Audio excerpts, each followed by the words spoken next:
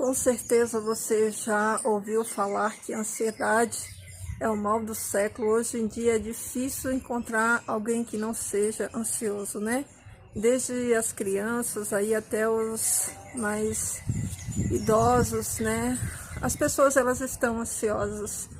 E o que eu acho impressionante é que Jesus, dentre muitos dos ensinamentos que ele ensinou para os seus discípulos, ele aconselhou os seus discípulos e a mim e a você sobre a questão da ansiedade, né?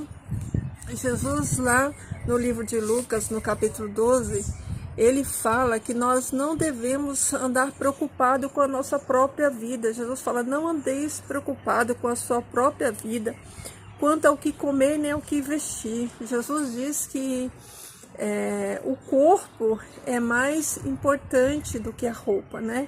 Que nós não deveríamos viver preocupados, ansiosos com essas coisas, né?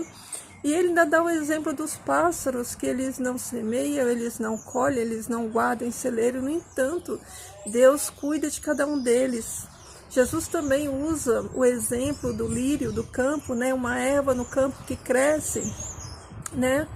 E, no entanto, Jesus diz que nem Salomão, que foi o rei que foi mais glorioso, ele teve tanta honra, que nem Salomão, né, teve tanta glória quanto um lírio, uma flor que nasce lá no campo.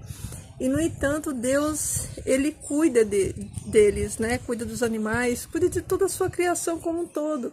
E aí Jesus fala assim: se Deus, ele cuida dos lírios, ele cuida dos pássaros, ele não cuidará de mim, de você, que somos seus filhos, né? Então Jesus, ele nos aconselha a não buscarmos essas coisas, a não andarmos ansiosos, né? Com o que comer, com o que beber, com o que se vestir.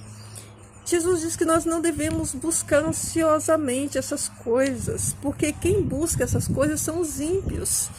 Jesus diz que Deus, ele sabe as nossas necessidades, que nós devemos buscar primeiro o reino, porque quando nós buscamos o reino, o Pai acrescenta essas coisas, essas necessidades básicas que ele sabe que nós precisamos.